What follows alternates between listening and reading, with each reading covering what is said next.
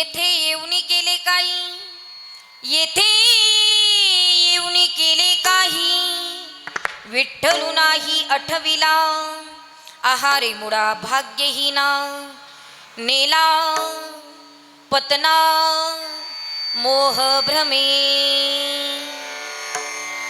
प्रस्तुत प्राप्त प्रसंगी कीर्तन रूपी सेवेकरिता निवडलेला अभंग महान भागवत भक्त संत सम्राट विश्ववंद्य महाराष्ट्र भूषण जगद्गुरु जगदवंदनीय श्री संत तुकोबाराय आणि त्यांचे पटशिष्य निळोबाराय यांचा अत्यंत महत्त्वाचा, बहुतेकांच्या परिचित असणारा, ओळखीचा असणारा, साधा सोपा, केवळ 4 चरणाचा, पण या मृत्यू लोकात आलेल्या प्रत्येक नरदेहाला अत्यंत महत्त्वाचा प्रश्न विचारणारा अभंग आज या ठिकाणी प्रथम वर्ष श्रद्धाच्या विधीनिमित्त निवडलेला आहे. विठ्ठल विठ्ठल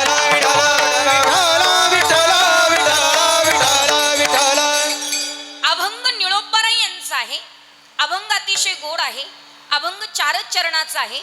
पण या अभंगामध्ये निळोबाराय तुम्हाला आम्हाला अत्यंत महत्त्वाचा प्रश्न विचारतात. मला असं वाटतं हा जो प्रश्न आहे तो जर प्रत्येक जीवाला कळाला तर आपल्या जीवनाचं मात्र कल्याण झाल्याशिवाय राहणार नाही. प्रश्न फार सोपा आहे. निळोबाराय काय विचारतात? येथे येऊन केलं काय? इथं तुम्ही आलात, पण आल्याच्या नंतर तुम्ही नेमकं केलं काय? बरं, निळोबाराय आपल्याला प्रश्न विचारतात कारण निळोबारायांचा तेवढा वारकरी संप्रदायामध्ये अधिकार आहे. मी नेहमी सांगत असते, एखाद्याला प्रश्न विचारायचा असेल तर तो अधिकारी असला पाहिजे. एखाद्याची स्तुती करायची असेल तर त्याचा अधिकार असला पाहिजे. आणि एखाद्याची निंदा जरी करायची असेल तरी काय पाहिजे? अधिकार पाहिजे. अधिकाराशिवाय कुणाची निंदा सुद्धा करता येत नाही. कळतंय ना तुम्हाला? अधिकाराशिवाय कुणाला नाव सुद्धा ठेवता येत नाही. अधिकाराशिवाय कुणाची स्तुती करता येत नाही. आणि अधिकाराशिवाय कुणाला एखादा प्रश्नही विचारता येत नाही. प्रश्न विचारायचा असेल तर तो व्यक्ती तेवढा ज्ञानी असणं अत्यंत महत्त्वाचं आहे. ज्यार्थी निळोबाराय तुम्हाला आम्हाला प्रश्न विचारतात त्यार्थी वारकरी संप्रदायामध्ये निळोबारायांचा अधिकार किती मोठा आहे ते सांगते ऐका. वारकरी संप्रदायाची सुरुवात नी पासून आणि शेवट सुद्धा नी पर्यंत, बरं का. वारकरी संप्रदायाची सुरुवात विश्वगुरु आद्यगुरु निवृत्तीनाथांपासून आणि शेवट निळोबारायांपर्यंत. बाकी निळोबारायांच्या नंतर तुम्ही आम्ही केले ते संत भरपूर झाले. ऐसे संत झाले कली आणि तोंडी तंबाखूची नळी. तंबाखू खाऊन बरेच संत झाले. सध्या कुणालाही आम्ही हात दाखवतो आणि कुणालाही संत म्हणतो तो भाग वेगळा आहे. निदान नाशिककरांनी आत्ता तरी सावध होणं फार गरजेचं आहे. पण सध्या आम्ही कुणालाही संत म्हणायला लागलो, कोणत्याही महाराजांच्या पाठीमागं चालायला लागलो. लक्षात ठेवा, महाराज वेगळे आणि बुवा वेगळा. आता तुम्ही बरेच बुवांच्या पाठीमागे लागले. काही काही लोक वारकरी संप्रदायातल्या महाराजांना आणि त्या बुवांना एकत्र करतात. अजिबात नाही, ते वेगळे. इथे संप्रदायच प्रमाण आहे, इथे गाथाच प्रमाण आहे, इथे ग्रंथच प्रमाण आहे. म्हणून महाराज वेगळे आणि बुवा वेगळे. लक्षपूर्वक ऐका. म्हणून तुम्ही आम्ही सध्या कुणालाही संत म्हणतो, पण निळोबारायांनंतर संत नाही असं तुकोबारायांचं म्हणणं आहे. म्हणून निळोबारायांचा अधिकार खूप मोठा. किती मोठा सांगू का? आता कीर्तनाला जरी सुरुवात करायची असेल तरी मला निळोबारायांची आठवण करावीच लागते. महाराज, कीर्तनाची सांगता करायची असेल तरी निळोबारायांची आठवण. प्रवचनाला सुरुवात करायची असेल तरी निळोबारायांची आठवण. भजनाला सुरुवात करायची असेल तरी निळोबारायांची आठवण. परमार्थिक कोणतंही कार्य करायचं असेल तरी निळोबारायांची आठवण काढावीच लागते. तू म्हणाल ताई आम्ही निळोबारायांची आठवण कधी कधी काढतो. ऐका, वारकरी संप्रदायामध्ये पुंडलिक वरदा हा गजर जर कोणी काढला असेल तर तो माझ्या निळोबारायांनी काढलात. म्हणून निळोबारायांचा अधिकार मोठा. आणि ते अधिकारी निळोबाराय तुम्हाला आम्हाला प्रश्न विचारतात, येथे येऊन केलं काय? बरं, निळोबारायांनी का विचारलं असं? कारण इथं आल्याच्या नंतर हा प्रश्न आपल्या सगळ्यांना कळणं महत्वाचं आहे. महाराज, का बरं कळायला पाहिजे? कारण इथं आल्याच्या नंतर प्रत्येकाला मरावं लागणार आहे. मरण काही कुणाला चुकणार नाही, चुकवता येणार नाही आणि चुकवणारा इथं जन्माला आलेला नाही. मृत्यूला अडवण्याची क्षमता आपल्याकडे कुणाकडेच नाहीये. मरणाला आपल्याला अडवता येणार नाहीये. लक्षपूर्वक ऐका. बऱ्याच लोकांनी मृत्यूला अडवण्याचा प्रयत्न केला पण सक्सेस नाही झालेत महाराज. म्हणून मृत्यूला अडवता येत नाही. लक्षपूर्वक ऐका. आपल्याकडे एखादी व्यक्ती गेली की 10 दिवसाच्या आत घरवर जाण्याची पद्धत आहे. तुमच्याकडे घरवरच म्हणतात ना की दारावर म्हणतात? दोन्ही म्हणतात. काही म्हणा पण एकच आहे त्याचा अर्थ. दारावर म्हणा किंवा घरवर म्हणा. मला एक सांगा माऊली, दारावर जाण्याच्या पाठीमागे काय रिझन आहे तुम्हाला माहिती आहे का? का बरं जावं घरवर तुम्हाला माहिती आहे का?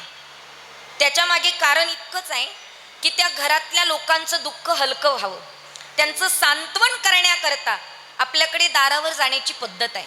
पण माझ्या म्हणण्यानुसार जर तुम्ही बघितलं तर मला नेहमी असं वाटतं 50% लोक दारावर जातात ते दुसऱ्याचं दुःख हलकं करण्याकरता, आणि 50% लोक दारावर जातात ते दुसऱ्याच्या दुःखावर मीठ चोळण्याकरता. तुम्हाला खरं वाटो अथवा न वाटो हे त्रिकालवादी सत्य आहे. काही काही बायका घरवर जातात, ते घरातले बिचारे रडत असतात आणि रडता रडता या घरवर जाणाऱ्या बायका त्या घरातल्या लोकांना म्हणतात, का हो आम्हाला कळवायचं ना, तुम्ही इतके आजारी होते, आम्ही तुम्हाला चांगल्या दवाखान्याचा पत्ता दिला असता, हाताने माणूस मारला.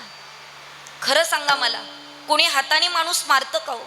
आणि तुम्हाला काय वाटतं घरातले दवाखाना करत नाही का? घरातले दवाखाना करतात, पण उभ्या महाराष्ट्रामध्ये रिकामे सल्ले देणारे खूप लोक आहे. म्हणून ऐकावं जनाचं आणि करावं मनाचं. प्रत्येक नातेवाईकाचा वेगवेगळा दवाखाना आहे. कुठे कुठे घेऊन फिरणार आहात तुम्ही? आणि याच्याही पुढचं बोलू का, या जगामध्ये असा एकही डॉक्टर नाही की तो तुमच्या मरणाला अडवू शकेल. याच्या खाली अंडरलाईन करून ठेवा, कोणताच डॉक्टर तुमच्या मरणाला अडवू शकत नाही. मरेपर्यंत वाचवू शकतो पण मरणाला अडवू शकत नाही. जाऊ द्या, तुम्हाला कळेल असं सांगते. तुम्ही कधी दवाखान्यात गेलेत का? ओ मागची मंडळी, गेलात का कधी दवाखान्यात? असं हो नाही काहीतरी बोला ना. मला असं वाटलं सगळे निरोगी बसलेत की काय इथं. असा एक व्यक्ती नाही की तो दवाखान्यात जात नाही. आपण सगळे दवाखान्यात जातो, बरोबर ना? आपण सगळे जातो. असं समजून तुम्हाला प्रश्न विचारते. तुम्ही एखाद्या हॉस्पिटलमध्ये एंट्री केली, प्रवेश केला, आणि तिथं दवाखान्यात गेल्याच्या नंतर तुम्हाला सर्वात पहिल्यांदा काय दिसतं दवाखान्यात? ऐकताय ना तुम्ही सगळे? या स्वराचा आवाज बंद नाही होते का? ओके. काय दिसतं दवाखान्यात गेल्या गेल्या? बोला ना. वा वा वा. गणपतीचीच असेल असं मी सांगू शकत नाही तिथे. म्हणजे डॉक्टरांचा भाव ज्या देवावर असेल ना, त्या देवाची मूर्ती तिथं असते, बरोबर ना?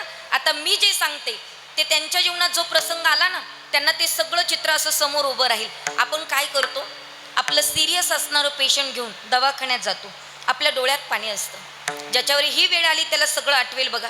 डोळ्यामध्ये पाणी असतं, आपण दवाखान्यामध्ये जातो, डॉक्टर समोर उभे असतात, आपण डॉक्टरांना म्हणतो, डॉक्टर साहेब काहीही करा पण आमचं माणूस वाचवा, असंच म्हणतो ना दादा. मग डॉक्टर काय म्हणतात त्यावर?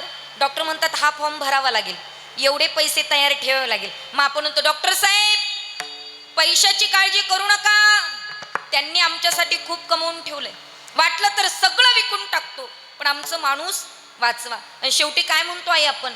डॉक्टर साहेब तुमच्या पाया पडतो पण आमचं माणूस वाचवा. त्यावर डॉक्टर काय उत्तर देतात व्यवस्थित ऐका.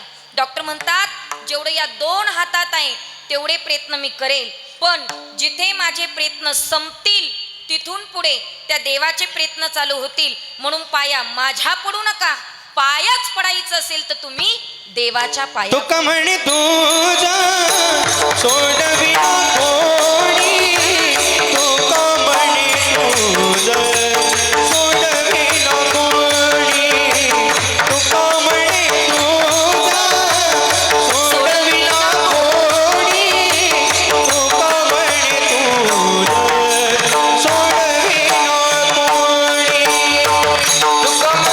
तुझा सोडविना कोणी, तुका म्हणे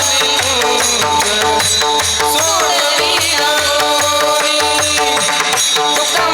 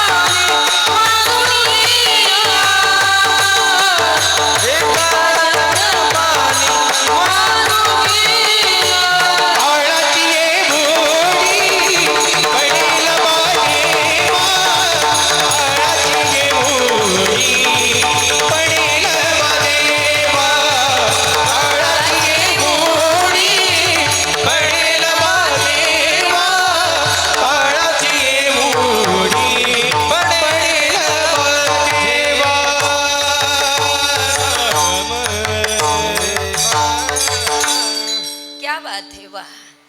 तुका म्हणे तुझं सोडविना कोणी, एका चक्र पाणी वाचून या. तुकोबाराय म्हणतात तुम्हाला सोडवणारा फक्त तो आहे आणि तुम्ही त्याच्या ताब्यात आहात, आपल्या ताब्यात काही नाही महाराज. हा जो देह मिळालाय ना तो आपल्या ताब्यात नाही. मग देह हे काळाचे, धन कुबेराचे, येथे मनुष्याचे काय आहे, माणसाचे इथे काय असणार. आणि डॉक्टरांच्या हातात जर आपलं मरण अडवणं असतं तर या जगामध्ये एकही डॉक्टर गेला नसता. पण डॉक्टरलाही मरावं लागतं हे त्रिकालवादी सत्य आहे. म्हणून मृत्यूला अडवण्याची क्षमता आपल्याकडे नाही आहे. म्हणून आपल्या घरातलं माणूस जावं असं कोणालाच वाटत नाही. का वाटत नाही माऊली? याच्या मागे कारण इतकंच आहे की आपल्या घरातली व्यक्ती कुणाच्या तरी घरी पाहुणी म्हणून गेली तर आपल्याला माहीत असतं 2 दिवसांनी, 8 दिवसांनी, 15 दिवसांनी ती पुन्हा परत रिटर्न येणार आहे. पण देवा घरी गेलेली व्यक्ती आयुष्यामध्ये आपल्याला पुन्हा परत कधीच भेटू शकत नाही हे माहीत असतं. म्हणून आपल्याला वाटतं की आपलं माणूस जाऊ नये. खरं तर आज या कुटुंबातले कुणाचे तरी वडील गेलेले आहे, कुणाचे तरी काका असतील, कुणाचे तरी मामा असतील, कुणाचे तरी आजोबा असतील. तुमच्या सर्वांचं नातं या माऊलीबरोबर जोडलेलं आहे. म्हणून तुम्ही सगळेजण वर्ष श्राद्धाला आलात, पण इथे आल्याबरोबर तुमच्या सर्वांची नजर प्रवेश केल्याबरोबर त्या फोटोतल्या बाबांकडे गेली. तुम्ही माझ्याकडे नाही बघितलं. पहिली नजर कुणाकडे गेली? त्या फोटोतल्या बाबांकडे गेली. आणि सगळ्या वर्षापूर्वीच्या आठवणी तुम्हाला आठवायला लागल्या. ताई, आमचे बाबा आमच्यासोबत एकत्र बसून जेवण करायचे हो. आम्ही आल्याशिवाय ते जेवण नव्हते करत. ताई, प्रत्येक गोष्ट आमच्याशी मात्र निगडीत होती. ताई, आम्ही घरात येईपर्यंत बाबा जेवण करत नव्हते. ताई, पण आज वर्ष झालं ताई, आम्ही सर्व मुली, सर्व मुलं, आम्ही सगळे भाऊ बहिणी त्यांच्या प्रत्येक महिन्याला घरी येत होतो. पण एकही महिन्याला ते आमच्यासोबत जेवायला नव्हते. ताई, पण आज वर्ष श्राद्धाच्या दिवशी असं वाटतंय की आमच्या बाबांनी आमच्यासोबत एकत्र बसावं आज तरी आणि 2 घास जेवण करावं. पण जेवणासाठी ते पुन्हा परत येणार नाही माऊली. वर्षापूर्वीचे दिवस आठवले दादा. आम्ही खूप गप्पा मारायचो ताई आमच्या बाबांशी. मनातलं सुख असेल, मनातलं दुःख असेल, आम्ही आमच्या बाबांना जाऊन सांगायचो. प्रत्येक गोष्ट त्यांच्याजवळ व्यक्त करत होतो. ताई, आज वर्ष झालं ताई, प्रत्येक महिन्याला आम्ही सर्व मुली येतो. ताई, त्यांच्या फोटोकडे पाहतो, खूप बोलावं वाटतं त्यांच्याशी, पण फोटोतले बाबा बोलत नाही. पण आज वर्ष श्राद्धाच्या दिवशी असं वाटतं की त्यांनी मनातलं आमच्याबरोबर काहीतरी बोलावं आणि आमचं त्यांनी काहीतरी ऐकावं. पण बोलण्यासाठी ते पुन्हा परत येणार नाही माऊली. वर्ष कुठे रडण्यात गेलं काही कळालं नाही हो. त्यांची प्रत्येक आठवण आम्हाला रडवून जाते. ते ज्या कॉटवर, ज्या सोफ्यावर, ज्या पलंगावर बसलेले असायचे, तो पलंग, तो सोफा, तो कॉट, ती खुर्ची वर्षापासून रिकामी झाली हो. त्यांच्या बसण्याच्या जागेकडे पाहिलं तरी आम्हाला आठवण येते आमच्या बाबांची. कुणा बाप लेकराचं प्रेम पाहिलं तरी आमच्या वडिलांची आम्हाला आठवण येते. ताई, घरात प्रवेश केला की वाटतं बाबा इकडनं आवाज देतील, तिकडनं आवाज देतील, पण त्यांचा आवाज शांत झालेला आहे. ते काही बोलत नाही हो. त्यांची प्रत्येक आठवण आम्हाला रडवून जाते. पण आजच्या दिवशी असं वाटतंय की आमच्या फोटोतल्या बाबांनी आमच्या सोबत एकदा तरी हसावं. पण हसण्यासाठी, बोलण्यासाठी किंवा जेवण करण्यासाठी ते पुन्हा परत येऊ शकत नाही माऊली. आणि ते येऊ शकत नाही म्हणून तर आम्हाला वाटतं की आमचं माणूस जाऊ नये. पण एक लक्षात ठेवा, ज्याचा काळ आलाय त्या काळाला अडवण्याची क्षमता कुणाकडेच नाही. जन्मदात्री आईबाप सुद्धा मुलाच्या काळाला अडवू शकत नाही माऊली. जीवनामध्ये आईबापाच्या जीवनात सगळ्यात मोठं दुःख कोणतंही सांगते आहे का? तुम्ही त्यांना जेवायला देऊ नका, ते दुःखी होणार नाही. तुम्ही त्यांच्याशी बोलू नका, ते दुःखी होणार नाही. पण आईबापाच्या जीवनातलं सगळ्यात मोठं दुःख स्वतःच्या मुलाच्या प्रेताला अग्नी डाग द्यायला लागणं हे सगळ्यात मोठं दुःख आहे. पण आई बाप सुद्धा मुलाच्या काळाला अडवू शकत नाही. काळाची मोडी पडेल पागेवा, सोडविना देवा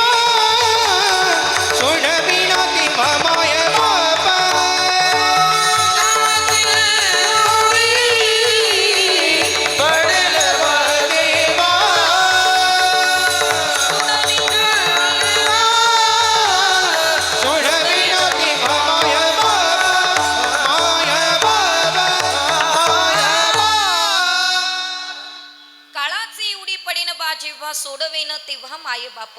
मायबाप सुद्धा मुलाच्या काळाला अडवू शकत नाही महाराज. ज्या मातृत्वाने 9 महिने 9 दिवस आपल्या पोटात गर्भ वाढवला ना, ज्या बापानं बोट धरून चालायला शिकवलं, ते आईबाप सुद्धा मुलाच्या काळाला अडवू शकत नाही. म्हणून मृत्यूला अडवण्याची क्षमता आपल्यात नाहीये. आल्याच्या नंतर प्रत्येकाला जावं लागणार आहे. ज्ञानोबाराय म्हणतात, उपजते ते नाशे नासले पुनरपी दिसे, हे घटिका यंत्र तैसे परिभ्रमेगा. हे भ्रमण चालूच असणार आहे. आलेला जाणार आहे, गेलेला येणार आहे, पण त्या मृत्यूला आपण अडवू शकत नाहीत आहे. कारण महाराज म्हणतात, देहाची या गावा आलिया, जन्म मृत्यूची या सोहळिया, ना म्हणो नये धनंजया जिया परीत. काय ज्ञानोबारायचं वक्तव्य महाराज. ज्ञानोबाराय म्हणतात, देहरूपी गावाला आपण आलोय. गावाला जाणारा नेहमी पाहुणा असतो. आपण सगळे आलेलो पाहुणे आहोत. आणि इथं आल्याच्या नंतर जन्म आणि मृत्यू 2 प्रकारचे सोहळे आपल्या सगळ्यांना भोगावे लागणार आहे. एक सोहळा आपला भोगून झाला, कोणता? बोला बोला. जन्माचा. आणि एक सोहळा इच्छा नसतानाही भोगावा लागणार, कोणता? मरणाचा. मी इच्छा नसताना का म्हणते माहिती का?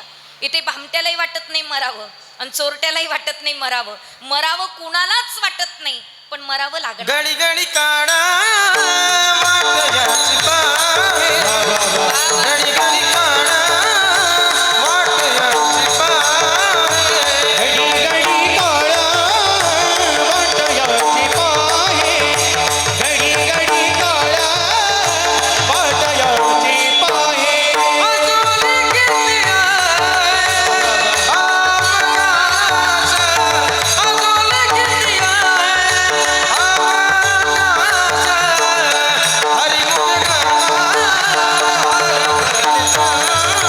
आकाश, हरिमुख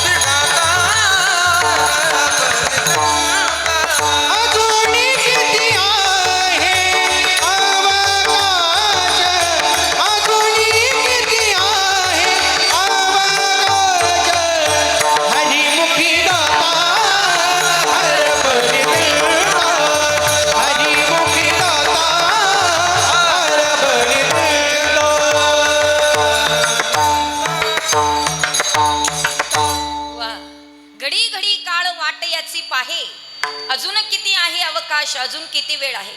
तो काळ आपल्या सगळ्यांची वाट पाहतोय बरं का. तो काय असं शोधून घेणार नाही, श्रीमंत आहे सोडून द्या, गरीब आहे मगच घ्या, अजिबात नाही. इथे श्रीमंतालाही मरायचं आहे आणि रस्त्यावरच्या भिकाऱ्याला सुद्धा मरायचं आहे.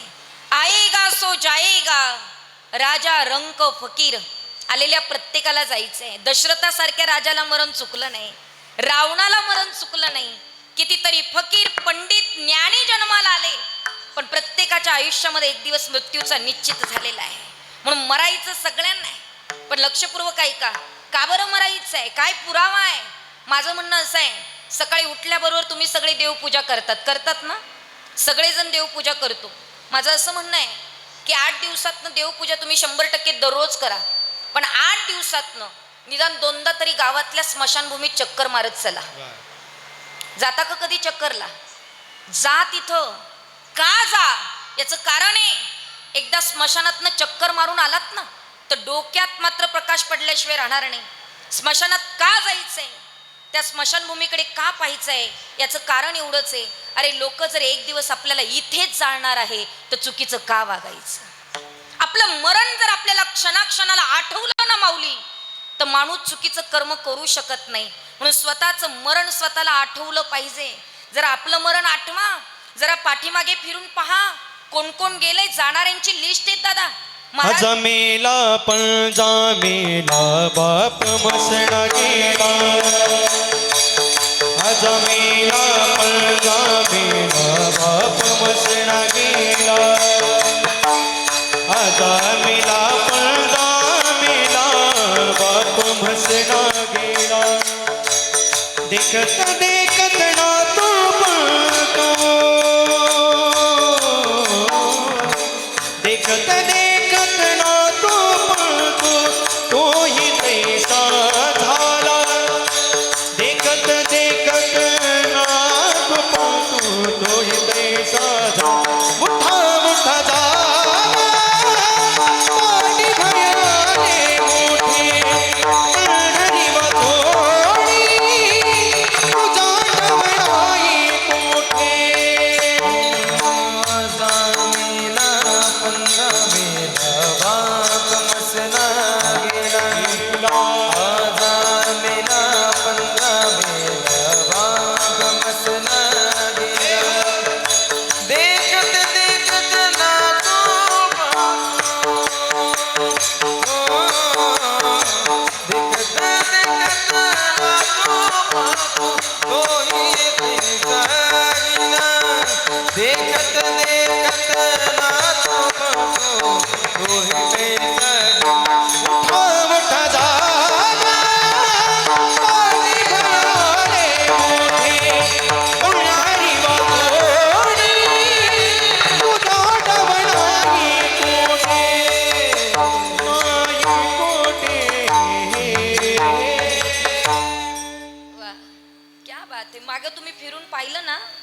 तर सगळी जाणाऱ्यांची लिस्ट आहे दादा.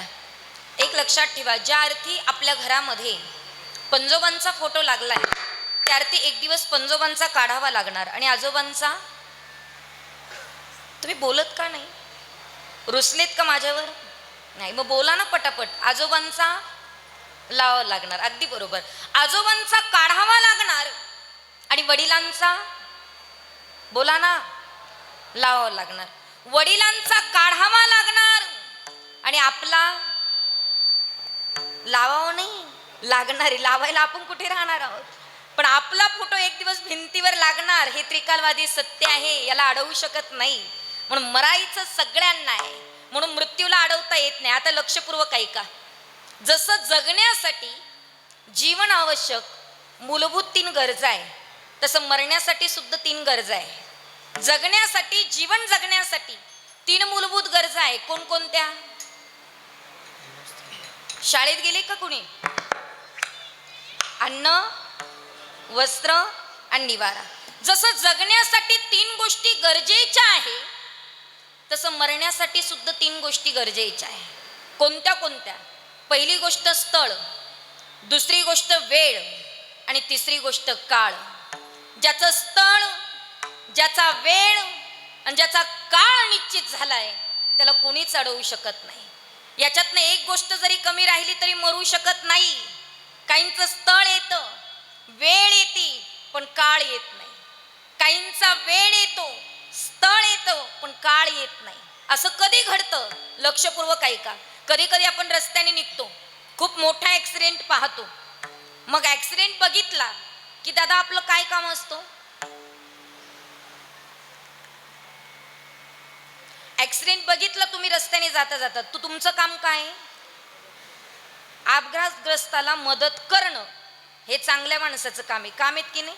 सध्या इतकं वाईट युग आहे दादा, लोक थांबती नाही असं नाही, थांबतात, पण शोकांतिका आहे त्याला मदत करण्यापेक्षा त्याचा व्हिडिओ कसा व्हायरल करता येईल याच्याकडे लक्ष देतात. हे माणुसकीचं लक्षण नाही आहे. माझं म्हणणं एकच आहे, कुठे ॲक्सिडेंट झाला तर गेला तो काळ. पहिले पोलिस अनेक हजार प्रश्न विचारायचे, आता उलट ॲक्सिडेंट झाला आणि तो मदत करतो ना, त्याला अनेक प्रकारे मदत केल्या जाते. महाराज लक्षपूर्वक ऐका. आणि आपण जर एखाद्या माणसाचा ॲक्सिडेंट झाला आणि तुम्ही जर त्याला मदत केली तर वेळोवेळी माझा पंढरपूरचा पांडुरंग भगवान परमात्मा तुमच्या मदतीला आल्याशिवाय राहणार नाही. पण त्याने मदतीला यावं याच्यासाठी आपणही कुणाला मदत करणं अत्यंत महत्त्वाचं आहे. पण एखादा ॲक्सिडेंट पाहिला की चांगल्या माणसाचं काम असतं आपली गाडी थांबवणं आणि त्याला मदतीला जाणं. कधी कधी खूप मोठा ॲक्सिडेंट पाहतो, गाडी पूर्ण डॅमेज असते, लॉस झालेली असते, आपण आपल्या गाडीतनं उतरतो, मनात तर्क वितर्क लावतो, अरे गाडी ॲक्सिडेंट जर इतका मोठा आहे तर गाडीतलं एकही माणूस वाचलं नसेल. आपण तर्क वितर्क लावत लावत तिथपर्यंत जातो, गाडीचा एकही पार्ट व्यवस्थित राहिलेला नसतो, गाडी पूर्ण डॅमेज असते, पण तिथं जाऊन पाहतो तर गाडीतल्या माणसाला साधं खरसटलेलं सुद्धा नसतं. आपण म्हणतो अरे बापरे एवढा मोठा ॲक्सिडेंट कसा वाचला? याचं कारण एवढंच आहे, त्याचं स्थळ आलं होतं, त्याची वेळ आली होती, पण त्याचा काळ आलेला नव्हता. कधी कधी लोक रस्त्यावर जातात अर्ध्या किलोमीटरवर, साधी ठेच लागती, खाली पडतात, मरतात. आपण म्हणतो अर्ध्याच किलोमीटर, नाही हो, अर्ध्या किलोमीटर त्याचं मरण लिहिलं होतं. लक्षपूर्वक ऐका. काही लोक मरण्याकरता घरातनं दवाखान्यात जातात, ऐकताय ना तुम्ही? मरण्याकरता घरातनं दवाखान्यात जातात आणि काही लोक मरण्याकरता दवाखान्यातनं घरी येतात. मग आपण म्हणतो 2 दिवस थांबवलं असतं तर असं अजिबात नाही. ज्याचं मरण घरात ठरलंय तो घरात मरणार, ज्याचं मरण रस्त्यावर ठरलंय तो रस्त्यावर मरणार, ज्याचं मरण ॲक्सिडेंटमध्ये ठरलंय तो ॲक्सिडेंटमध्ये जाणार आहे. कारण लक्षात ठेवा, ज्या दिवशी आपण जन्माला आलो त्या दिवशी आपल्या पाचीच्या दिवशी सटवाईनं लिहून ठेवलंय तुम्ही कोणत्या तारखेला जाणार, कोणत्या वेळेवर जाणार, कोणत्या ठिकाणावर जाणार, हे तेव्हा निश्चित झालंय. म्हणून म्हणायची गरज नाही हा इथंच का गेला आणि तिथंच का गेला, हे सगळं ठरलंय, तसंच होणार आहे. म्हणून ज्याचं काळ, ज्याचा वेळ, ज्याचं स्थळ आलंय त्याला या जगात तरी कोणी अडवू शकत नाही. म्हणून मरावं प्रत्येकाला लागणार आहे, सगळ्यांना मरायचं आहे. इथं बसलेले सगळे म्हणतील ताई आम्ही मरणार आहोत, आम्हाला सगळ्यांना माहीत आहे. नवीन काय सांगणार तुम्ही? कीर्तनकार नेमकं कीर्तन करतात, मग याच्यातनं आम्हाला काय मार्ग मिळणार? हे कीर्तन कशासाठी चालू आहे सांगताय का? मरणार आहोत हे सगळ्यांना ज्ञात करून दिलंय, आठवण करून दिली त्याची मी. मरणार आपण सगळेच आहोत, मृत्यू आपल्या हातात नाही. पण एक सांगण्यासाठी मी इथे आले, मरण आपल्या हातात नाही निश्चित आहे, पण तुमच्या सर्वांच्या हातात एक गोष्ट आहे. काय तुमच्या हातात आहे? मृत्यू नाही आपल्या हातात, पण मरताना काही करून मरायचं तेवढं आपल्या हातात आहे. आणि तुम्ही आजच्या कीर्तनात ठरवा काय करून मरायचं. एक चिंता करून मरायचं की चिंतन करून मरायचं. काय वाटतं महिला मंडळ? चिंतन. काळ सारा वाजतणे एकांतवासी गंगास्नाने देवाच्या पूजने प्रदक्षिणा तुळशीचा. काळ सारा वाजतणे एकांतवासी गंगास्नाने देवाचा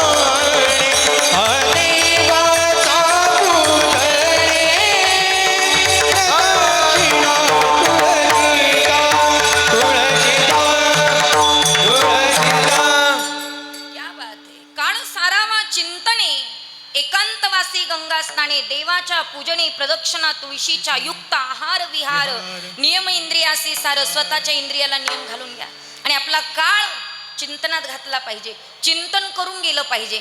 पण लोक चिंता करून मरतात पण चिंतन करून मरत नाही. तर मग सगळी चिंता करतायत महाराज इथे, प्रत्येक जण चिंतेत आहे. पण एक लक्षात ठेवा, ज्यांची तुम्ही रात्रंदिवस चिंता करतायत ना त्याच्यातलं तुमचं कोणीच नाहीये, कोणी नाहीये तुमचं. तुम्हाला वाटतंय सगळे आपले. काही काही बायका म्हणतात ताई तसं नाही हो, मी जर कुठे गेले ना तर घरात मान हलत नाही माझ्याशिवाय, मला तर फार काळजी आहे, मी गेल्यावर या सगळ्यांचं कसं होईल काय माहिती. तुम्ही जाऊन तर पहा एकदाच. काही कुणाचं राहत नाही माऊली. आपण गेल्यानंतर आपल्या चितेला अग्निडाग देतात आणि लोक घरी आल्या आल्या कडू घास काढा म्हणतात, पंक्तीला बसतात. कोणा वाचून कुणाचं राहिलेत माऊली सांगा ना. काही काही लोक म्हणतात मी म्हणून सगळं चाललं, काही कुणाचं चालत नाही महाराज. कोण आपलं आहे? आणि तुम्हाला वाटतं सगळे तुमच्यावर प्रेम करतात. कुठपर्यंत प्रेम करतात सांगते जरा ऐका. जोपर्यंत तुम्ही कामावर जातात ना दादा, जोपर्यंत तुम्ही तुमची ड्युटी करतात, जोपर्यंत तुम्ही तुमचं पेमेंट आणतात, तोपर्यंत घरातले सगळे तुमच्यावर प्रेम करतील. पैसा आणतायत तोपर्यंत घरातले प्रेम करतील. तुम्हाला माझं खोटं वाटतं? भाई रे सब पैसे के भाई, भाई रे सब पैसे के भाई, भाई रे सब पैसे के भाई, भाई सब अपने पल्लों में पैसा हो तो सब कोई सलाम करे. अपने पल्लों में पैसा हो तो सब कोई सलाम करे. अपना पैसा निकल गया तो कोई न मिटा बोले. भाई रे सब पैसे के भाई, भाई रे सब पैसे भाई.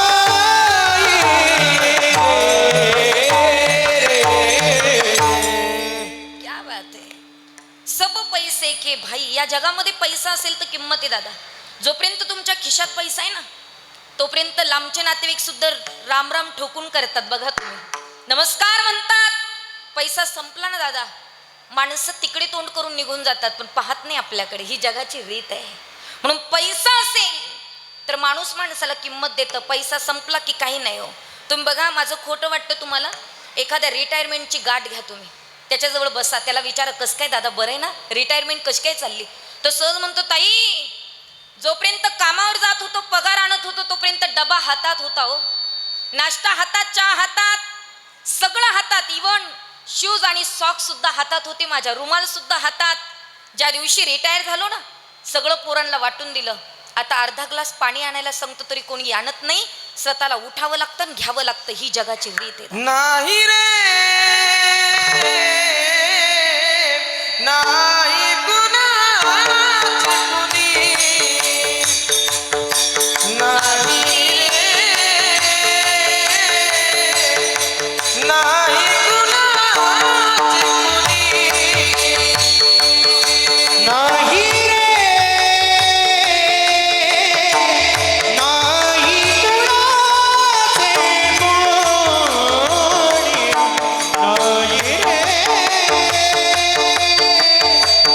नाही कुणाचे बहीण कुणाची भाऊ कुणाचा, कुणी कुणाचे सगळे सोय रे.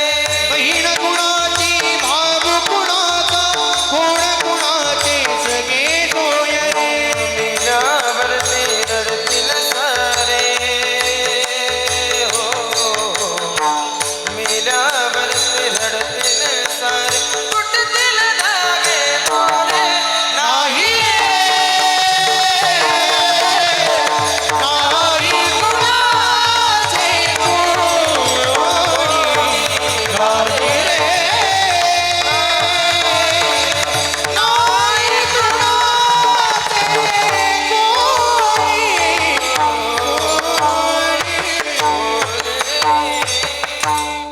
वा. नाही कुणाचे कुणी, तुझे नवे रे कोणी, अंती जाशील एकल्या प्राण्या माझे माझे म्हणून. कोण कुणाचं आहे तू काया नगर का सौदागर, तुझे अपने वतन पे जाना है, भाई कहे बहन मेरी है, बहन कहे भाई मेरा है, ना भाई भाई का ना बहन भाई की, ये तो रक्षाबंधन का नाता है. तू काया नगर का सौदागर, तुझे अपने वतन पे जाना है, माँ कहे बेटा मेरा है, बाप कहे बेटा मेरा है, ना माँ का ना बाप का, ये तो जन्म देने का नाता है. तू काया नगर का सौदागर, तुझे अपने वतन पे जाना है. शेवटी आपल्या वतनाला आपल्याला जायचं आहे. कोण कुणाचं आहे. काही काही बायका मला म्हणतात नाही हो ताई, माझ्या कुटुंबातली लोक माझ्यावर फार प्रेम करतात. गोड गैरसमज आहे तुमचा.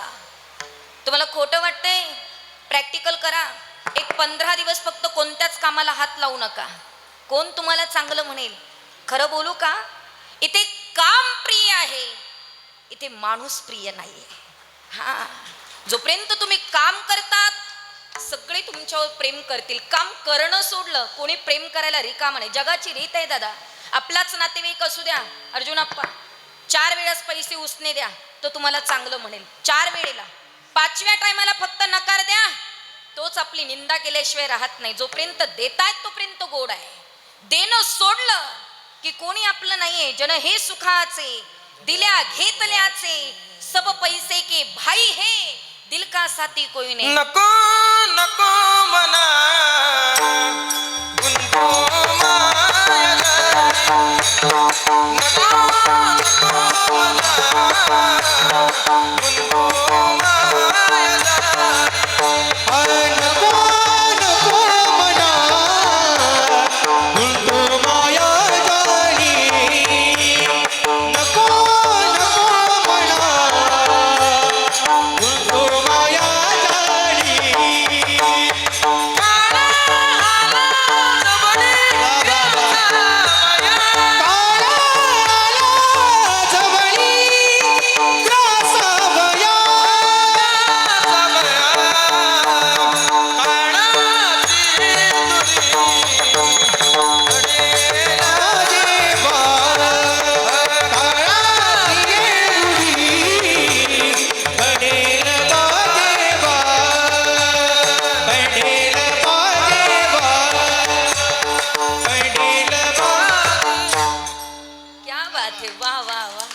अतिशय छान.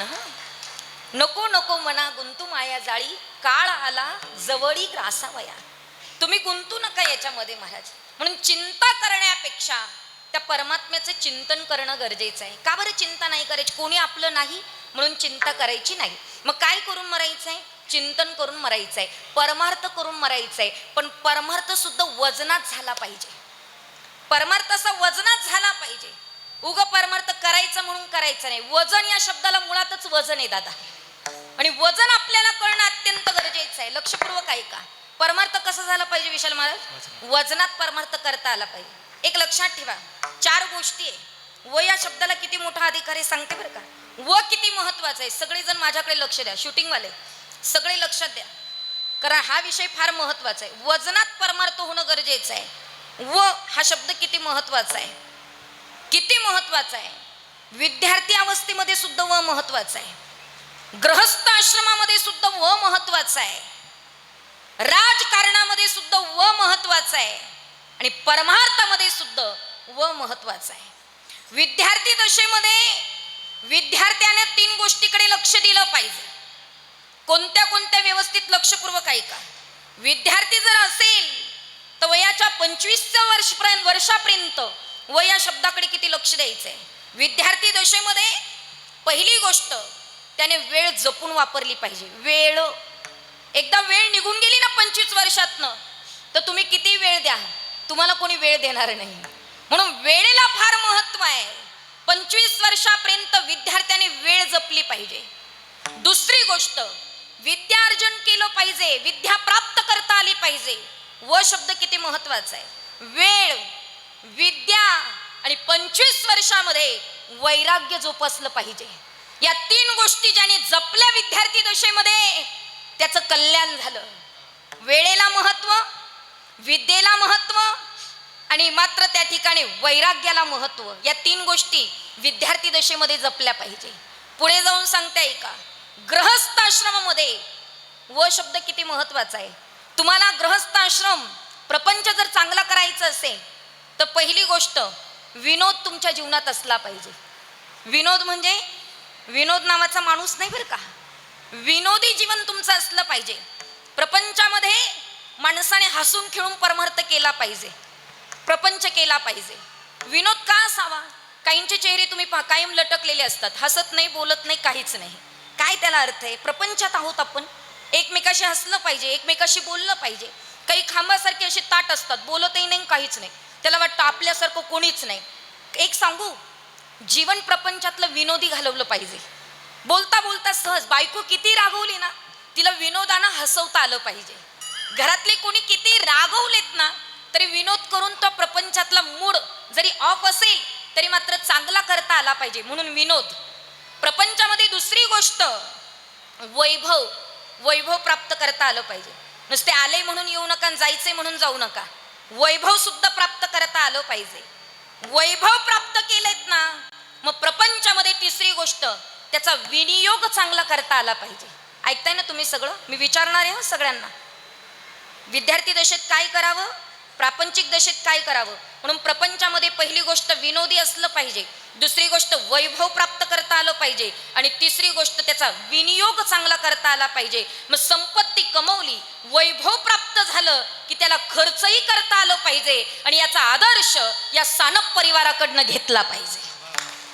काय विनियोग आहे दादा. मुलांनी कमवलंय, वडिलांनी कमवलंय, पण त्याचा विनियोग किती छान आहे. इथे कीर्तनासारखा सोहळा ठेवलाय, एवढे सगळे टाळकरी बोलवलेत, गायक वादक बोलवलेत, कीर्तन उत्तम ठेवलंय, साऊंड सिस्टीम ठेवलीत, एवढा सगळा विनियोगच आहे. ते खर्च सुद्धा चांगले करता आले पाहिजे. नाही तर वर्ष श्राद्ध करायचं आणि 15च लोकांना जेवायला बोलवायचं, मग ती कंजूस सारखी संपत्ती वापरली, उपयोग काय.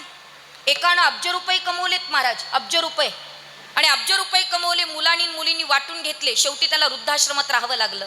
मग प्रपंचात आहात जोपर्यंत आहात तुम्हाला विनियोग सुद्धा करता आला पाहिजे. नुसतं वैभव कमवून ठेवू नका, खर्च सुद्धा करता आलं पाहिजे, दान धर्म सुद्धा करता आलं पाहिजे.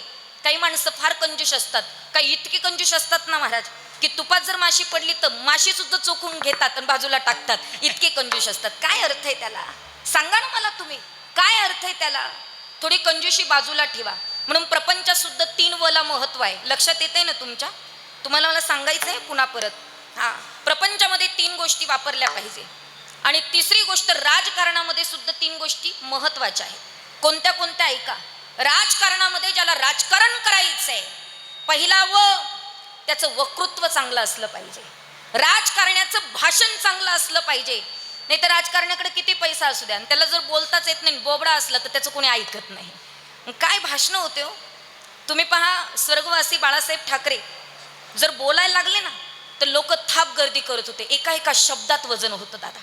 राजकारण्याचं भाषण ऐकण्यासाठी लोकांनी जमलं पाहिजे. काय भाषणं होते तो. एक वेळेला अटल बिहारी वाजपेयी, काय गोड वक्तव्य होतं, वक्तृत्व अतिशय छान. बिहारमध्ये गेले तर भाषण करायला लागले. भाषण करून झालं, लालू प्रसाद यादवला काही सहन झालं नाही. लालू प्रसाद म्हटले, इधर बाहर वाले नहीं चलते, इधर बिहारी चलते है. आणि त्यावर उत्तर काय द्यावं अटल बिहारी वाजपेयींनी. अटल बिहारी म्हटले, मैं सिर्फ बिहारी नहीं हूं, मैं अटल बिहारी हूं. काय वक्तृत्व होतं महाराज, काय विशेष आहे. म्हणजे बोलण्यात सुद्धा एक एक शब्द असा मोत्यासारखा राजकारण्याचा असावा, वक्तृत्व चांगलं असावं. तो बोलायला उभा राहिला की लोकांनी येण्याच्या आतच टाळ्या वाजवल्या पाहिजे. आणखीन आठवण्यासारखी गोष्ट आहे महाराज, आज आपल्यात ते नाही. ते नसल्यामुळे अख्ख्या महाराष्ट्राला आणि अख्ख्या देशाला दुःख झालंय. महाराष्ट्राचा एक चांगला माणूस गमावलायत आपण. नवे नवे काय माणसं होऊन गेलीत महाराज, विचार करण्यासारखी गोष्ट आहे. गोपीनाथ साहेब मुंडे निघून गेलेत, काय भाषण होतं दादा. आदरणीय आमच्या अजित दादा निघून गेले, काय भाषण होतं. बोलायला लागले तरी लोक नुसते, माईक समोर आला तरी लोक हसून उठायचे. इतकं हसवण्याची कला. म्हणून राजकारण्याचं वक्तृत्व चांगलं असलं पाहिजे. राजकारण्याचा दुसरा विकास करण्याची प्रवृत्ती असली पाहिजे. विकासच कुठून किती येऊ द्या, खा पण विकास करा. काही लोक म्हणतात मला खायचंही नाही विकासही करायचा नाही, गेले ना मेले सगळे. म्हणून विकासही करता आला पाहिजे त्याला. म्हणून दुसरी गोष्ट सांभाळला पाहिजे, तो म्हणजे विकास. आणि राजकारण्याने तिसरी गोष्ट सांभाळला पाहिजे, तो म्हणजे विनम्रता. विनम्रता असणं अत्यंत महत्वाचं आहे. इथं कोणी राजकारणी बसलेली असेल तर पॉइंट लिहून घ्या. ज्याला गावात राजकारण करायचंय, ज्याला समाजात राजकारण करायचंय, तो किती लाखाच्या गाडीत फिरू द्या, पण त्याची काच खाली ठेवा, 100% लोक निवडून देतील महाराज. काच खाली असणं, विनम्रता असणं, स्वतःहून बोलणं फार महत्वाचं आहे. नाही तर तुमचा पैसा काही कामाचा नाही दादा. म्हणून विनम्रता त्याच्याकडे असली पाहिजे. राजकारण्यामध्ये 3 गोष्टी असल्या पाहिजे. लक्षात आले ना तुमच्या, हा लक्षात ठेवा. आणि तसं परमार्थामध्ये सुद्धा 3 महत्वाचे आहे. कोणते कोणते. परमार्थ करायचा असेल ना, चांगला परमार्थ करायचा असेल तर परमार्थामधले 3 फार महत्वाचे आहे. पहिली गोष्ट, परमार्थ करत असताना वाचन महत्वाचं पाहिजे. कीर्तनकार किती मोठा होऊ द्या, पण त्यानं वाचन सोडता कामा नये. मग पेपर वाचले पाहिजे, ग्रंथ वाचले पाहिजे, रोजचा हरिपाठ वाचला पाहिजे, मात्र काकडा वाचला पाहिजे. वाचन फार महत्वाचं आहे. म्हणून वाचन व्यवस्थित पाहिजे परमार्थ करायचा असेल तर. अजूनही आदरणीय कुरेकर बाबा, तुम्ही आजही आळंदीमध्ये कधी गेलात तर जा. कुरेकर बाबांची जर विशाल महाराज भेट घ्यायची ठरली तर कुरेकर बाबा निवांत कधी बसलेले नसतात, त्यांच्या पुढे एक ग्रंथ तरी असतो. म्हणून वारकऱ्याने पहिली गोष्ट वाचन फार महत्वाचं आहे. वाचन चांगलं असलं पाहिजे. दुसरा परमार्थ करायचा आहे. दुसरा त्याने व्रत केले पाहिजे. निदान सगळे नका करू, पण एकादशी सोमवार तरी व्रत करा. म्हणून व्रत असलं पाहिजे जीवनामध्ये. काही काही लोक एकादशी करतात, दिवसभर चरतात. काय चरा पण करा, हे महत्वाचं आहे. केला पाहिजे व्रत, म्हणून व्रत असला पाहिजे. आणि तिसरी गोष्ट परमार्थाच्या जीवनामध्ये तिसरा फार महत्वाचा आहे. वारकऱ्यानं वारी तरी केली पाहिजे दादा. एक तरी वारी आमच्या जीवनामध्ये घडली पाहिजे. ज्याच्या जीवनात वारीच नाही तरी त्याला मात्र मेला तरी काही उपयोग नाही दादा. म्हणून वारी करून मरण्यापेक्षा न वारी केलेला जो मरतो ना, त्याला माणूस म्हणून मात्र त्या ठिकाणी काहीच अधिकार नाही महाराज. म्हणून इथं एक तरी वारी आमच्या जीवनामध्ये असली पाहिजे. वारी जीवनात का करायचे आहे? कारण वारीमध्ये सुख आहेत दादा. वारी उद्या 28 जून आहे. आजची 28 तारीख, उद्या 29 जून विश्वगुरु आद्यगुरु संत श्रेष्ठ निवृत्तीनाथ महाराजांच्या पालखी सोहळ्याचं उद्या प्रस्थान होणार आहे. पण माझी इच्छा आहे तुम्ही सगळ्यांनी प्रस्थानला तरी या. विश्वगुरु निवृत्तीनाथांबरोबर 2 पावलं चालून पहा. आपल्या नाथांचा प्रवास 28 दिवसाचा आहे. नाही 28 दिवस चालता आलं, 15 दिवस चला. नाही 15 दिवस चालता आलं तर 8 दिवस चला. नाही 8 दिवस चालता आलं 4 दिवस चला. नाही 4 दिवस चालता आलं 2 दिवस चला. नाही 2 दिवस चालता आलं तर निदान उद्या प्रस्थानला तरी या. आणि येण्यासाठी सुद्धा पूर्वजन्मीचं पुण्य पाहिजे दादा. हे सहजासहजी घडत नाही हो. विश्वगुरु निवृत्तीनाथ निघाल्यानंतर त्र्यंबकेश्वरचं वातावरण जर तुम्ही पाहिलं तसं वाटतं साक्षात परमात्मे सुद्धा निवृत्तीनाथांना वाट लावायला आलेत दादा. काय आनंद आहे हो. तुम्ही चला देवाबरोबर, कधीतरी चलून पहा तुम्ही देवाबरोबर. काही लोक म्हणतात ताई वारीला यायचंय हो, पण मुलाचं लग्न तेवढं अडलंय, एवढ्या वर्षी लग्न आटोपते पुढच्या वर्षी वारीला येते, मग ते येतच नाही. जोपर्यंत एकट्या आहात तोपर्यंत वारी करा महाराज. त्या वारीत काय आनंद आहे. पण वारीला निघाल्याच्या नंतर तिथे प्रपंचातल्या काही गोष्टी सोडता आल्या पाहिजे. काही लोक वारीत चालतात, संध्याकाळी फोन करून विचारतात बारे दिले का, दूध काढलं का, हे विचारायची गरज नाही. वारी करायची आहेत ना, वारी सुद्धा आनंदाने करता आली पाहिजे. तुम्ही येऊन तर पहा, खूप आनंद आहे.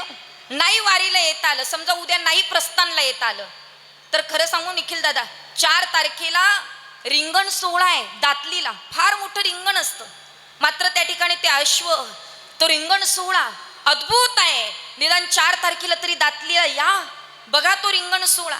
तुम्हाला एक सांगू, पुढच्या वर्षी आपण जिवंत राहू की नाही याची गॅरंटी नाही. म्हणून जोपर्यंत तुमचे हातपाय चांगले आहेत तोपर्यंत तुम्ही तीर्थयात्रा करावं. जव हे सकळ सिद्ध आहे हात चालावया पाय. जोपर्यंत तुमचे शरीर चांगलं आहे तोपर्यंत तुम्ही वारीला या. म्हणून उद्याचं प्रस्थान आहे, आपण सगळ्यांनी वारीला येणं गरजेचं आहे. म्हणून परमार्थिकाच्या जीवनामध्ये या 3 गोष्टी फार गरजेच्या आहे. म्हणून तुम्हाला एक सांगू का, एकच वेळा पंढरपूरची वारी करा. एक वेळा जरी केली तरी सगळ्याचं फळ त्याच्यामध्ये आहे. विठ्ठल तीर्थयात्रा पाच द्वारकेच्या तीरा, काशी यात्रा पाच द्वारकेच्या तीरा, पंढरीची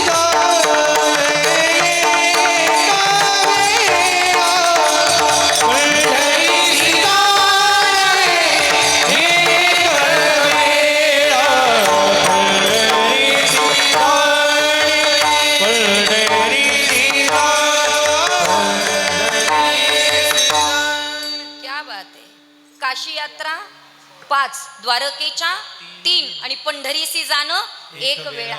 काशी केली तर 5 वेळा जावंच लागतं, द्वारकेला 3 वेळा जावंच लागतं, पण पंढरपूरला तुम्ही एकदा तरी या. आहात ना जिवंत तोपर्यंत या आमच्या बरोबर वारीला. खरं सांगते तुम्हाला, नंतर नाही होणार हो. खरं सांगते, काय आता काय भाव सांगायचं तुम्हाला दादा. आमच्या बरोबर गेल्या अनेक वर्षापासून एक 75 ओलांडलेली एक माऊली असते आणि ती वारीमध्ये चालते विश्वगुरु निवृत्तीनाथांच्या, आणि तिच्या डोक्यावर हंडा असतो आणि त्या वारकऱ्यांना ती पाणी वाटत चालते. किती वर्षाची? 75 वर्षाची. आम्ही तिला गंगामाई म्हणतो. कोण काय सेवा करेल, कोण काय सेवा, एक वेगळा अनुभव आहे. कधीतरी एसीच्या बाहेर पडा आणि कधीतरी निघा वारीला, खूप आनंद आहे मोठा. म्हणून परमार्थ करण्यासाठी या 3ही गोष्टी गरजेच्या आहे. ऐका, मी तुम्हाला पहिली गोष्ट सांगितलं, विद्यार्थी दशेमध्ये 3 गोष्टी महत्वाच्या आहे. कोणत्या कोणत्या? तुम्ही कीर्तन ऐकत होते ना, बोला ना. पहिली गोष्ट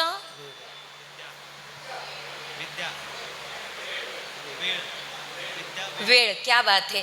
दुसरी गोष्ट विद्या आणि तिसरी गोष्ट वैराग्य. क्या बात. एकदा टाळी वाजवा तुमच्यासाठी. वा. प्रपंचामध्ये असताना 3 गोष्टी गरजेच्या आहे. कोणत्या कोणत्या?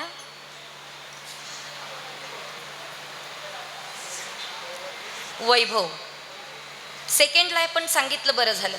विनोद. क्या बात आहे. विनोद, वैभव, विनियोग, म्हणजे त्याचा वापर चांगला करता आला पाहिजे. क्या बात आहे. राजकारणामध्ये 3 गोष्टी गरजेच्या आहे. कोणत्या कोणत्या? विनम्रता, वक्तृत्व, विकास, विनम्रता. विनम्रता. वा वा. आणि परमार्थामध्ये 3 गोष्टी गरजेच्या आहे. कोणत्या कोणत्या? वाचन,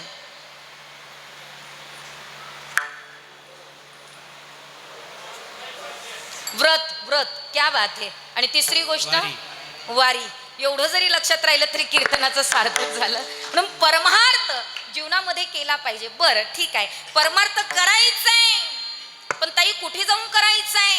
महाराज म्हणले बाबा बाकीकडे संधी नाहीये, इथे परमार्थासाठीच दोन्ही गोष्टी मिळाल्या आहेत. काय मिळालेत?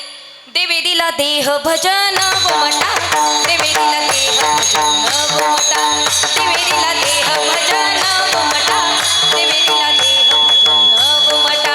निवेदिला देह भजन गोमटा, निवेदिला देह भजन गोमटा, निवेदिला देह भजन गोमटा, निवेदिला देह भजन गोमटा.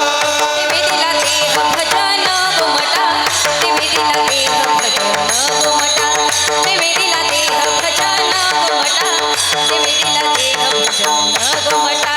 निवेदिला देह भजन गोमटा, निवेदिला देह भजन गोमटा, निवेदिला देह भजन गोमटा, निवेदिला देह भजन गोमटा. या झाला फाटा बाधिकेचा, बाधिकेचा. गोया झाला फाटा बाधिके बाधिकेचा. या झाला फाटा बाधिकेचा, बाधिकेचा. गोया झाला फाटा बाधिके बाधिकेचा. निवेदिला देह भजन गोमटा, निवेदिला देह भजन गोमटा, देवे दिला देह भजन गोमटा, देवे दिला देह भजन गोमटा. निवेदिला देह भजन गोमटा,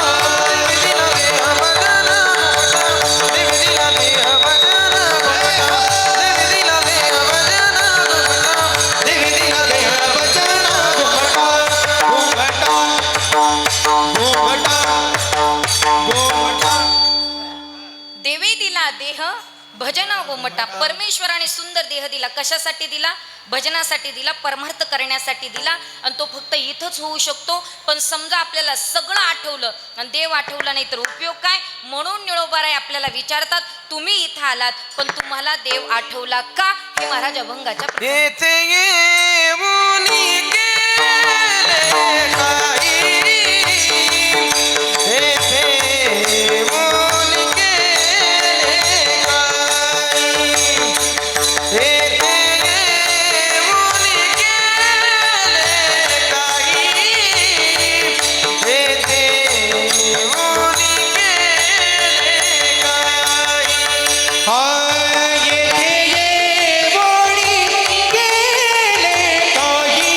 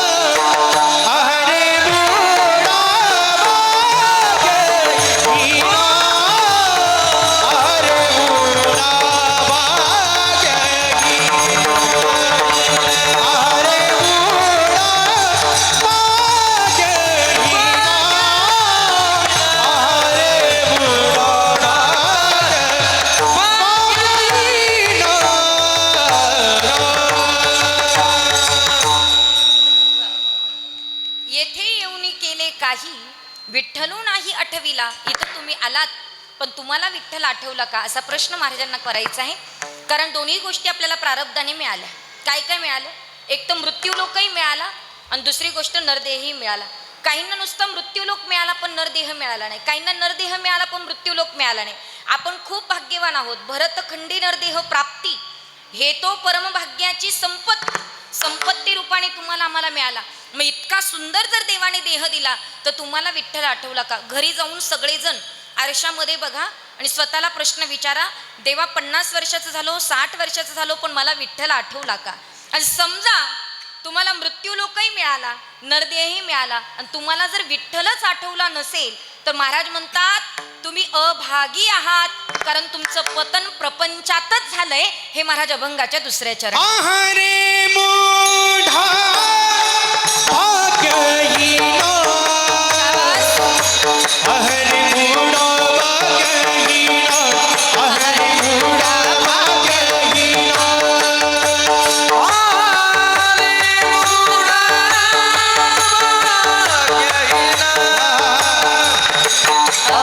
मूढा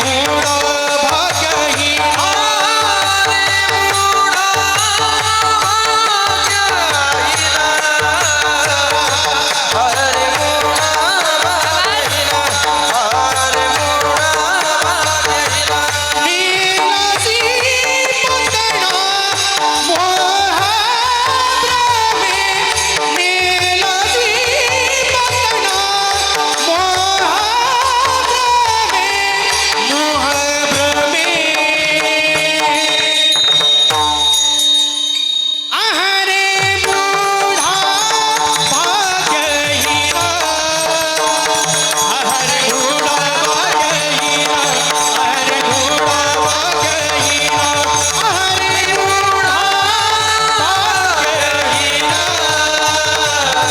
आहारे मूढा भाग्यहीन, आहारे मूढा भाग्यहीन, आहारे मूढा आता असं वाटतं अजून 1 तास कीर्तन करावं. तुम्ही टेन्शनमध्ये आलेत का? नाही करणार मी. आवरत आलंय आता. ऐका, इथे तुम्ही आलात आणि तुम्हाला जर विठ्ठल आठवला नाही तर महाराज म्हणतात तुम्ही भाग्यहीन आहात. एक लक्षात ठेवा, भाग्यवान वेगळं आणि भाग्यहीन वेगळं. तुम्ही इथं मृत्यू लोकात आलात आणि तुम्हाला रोज देव आठवत असेल ना तर तुम्ही भाग्यवान आहात. आणि रोज तुमच्या स्वप्नातही पैसे येत असेल, झोपतानाही पैसे, उठतानाही पैसेच आठवत असाल तर महाराज म्हणतात भाग्यहीन आहात. करंटे कपाळ ज्याचे नाम नाही वाचे तो करंट आहे. ज्याला माझ्या देवाचं चिंतनच आठवत नाही त्याला केवळ आणि केवळ पैसाच आठवतो, तो करंट आहे. म्हणून इथं आलात, विठ्ठल नाही आठवला, भाग्यहीन ठराल, कारण मोहामध्ये तुमचं पतन होईल. समजा तुम्ही त्या मोहामध्ये तुमचं पतन झालं आणि त्या प्रपंचरूपी रहाटगाडग्यात तुम्ही जर अटकून राहिलात तर पुन्हा या प्रवाहामध्ये गुंताल. कसं? जडभरत राजा हरणी गर्भी गेला, घाला तो घातला वासनेने. जडभरत राजा म्हणू लागला होता माझ्या हरणाचं कसं होईल, माझ्या मरणाचं कसं होईल. शेवटी त्याला हरणाच्या गर्भात जावं लागलं. तसं मरता मरता तुम्ही सगळे म्हटलात की ते माझ्या मुलांचं कसं होईल, माझ्या मुलीचं कसं होईल, माझ्या प्रपंचाचं कसं होईल. पुन्हा परत या प्रपंचरूपी रहाटगाडग्यात तुम्हाला अटकावं लागेल. आणि तुम्हाला सांगू, तुम्ही जर प्रपंचामध्ये अटकूनच बसलात तर आयुष्याचं सोनं नाही, आयुष्याची माती होईल. मग माती जर करायची नसेल तर आम्हाला परमार्थ करावा लागणार आहे. आणि परमार्थ सहज होत नाही, त्याच्यासाठी पुण्य कमवावं लागणार आहे. पुण्य काही कुणाकडनं उसणं मिळत नाही, स्वतःला कमवावं लागणार आहे. मग पुण्य कमवण्याकरता कुठं जायचं आहे? कुठंच जाऊ नका, तुमचं कर्म चांगलं करा. कर्म चांगलं पुण्य होईल, पुण्य झालं परमार्थ होईल, आणि परमार्थ झाला की शेवट चांगला होईल. आणि याचसाठी केला होता अट्टहास, शेवटचा दिस गोड व्हावा. शेवट चांगला करायचा आहे, कर्म चांगलं करा. आणि उत्तम कर्म करायचंय, काय करावं लागेल? जिवंतपणी सुद्धा आई बापाची सेवा करा आणि गेल्यानंतर सुद्धा आई बापाची सेवा करा. कारण मातृत्व आणि पितृत्व अनन्य महत्वाचं नातं आहे दादा. तुम्ही इकडे चारीधामची यात्रा केली, तीर्थयात्रेला गेलात, पण घरातल्या आईशी बोलत नाही, घरातल्या बापाशी बोलत नाही. तुम्ही किती दान धर्म तीर्थयात्रा केली तरी त्याचा उपयोग होणार नाही. मातृत्व आणि पितृत्व अनन्य महत्वाचं नातं आहे. अरे आईची किंमत कुणाला कळते महाराज? ज्याच्या जीवनात ना आई निघून गेली त्याला आईची किंमत विचारा. ज्याच्या जीवनात वडील नावाचं पात्र निघून गेलं त्याला वडिलाची किंमत विचारा. मुलगा डॉक्टर असो, वकील असो, इंजिनियर असो, प्रोफेसर असो, कलेक्टर असू द्या, पण बापासारखा आधार या जगामध्ये त्याला कोणीच देऊ शकत नाही. सगळ्या ग्रंथांनी, पंथांनी, सगळ्या संतांनी आईचं वर्णन भरभरून केलंय दादा. पण एक बोलू, मी माझ्या कीर्तनामध्ये जितकं लोक आई सांगतात ना, मला नेहमी असं वाटतं जितकी आई महत्वाची आहे त्याच्या दुपटीनं बाप महत्वाचा आहे. पण आजपर्यंत बाप कुणाला कळालंच नाही महाराज. कारण बापाचं प्रेम दिसून येत नाही ना माऊली, बापाचं प्रेम दाखवता येत नाही. घरात बाप रागवला की मुलांना वाटतं आपला बापच खट्याळ आहे, आपला बापच रागवत असतो. अरे पण जो वरतून इतका कडक दिसतो, वरतून इतका कणखर दिसतो, त्याच्यासारखा आतून प्रेमळ कोणीच नसतो, तो बाप आहे दादा. बाप करी गोडी लेकुराची गोडी, बाप करी गोडी लेकुराची गोडी, बाप करी गोडी लेकुराची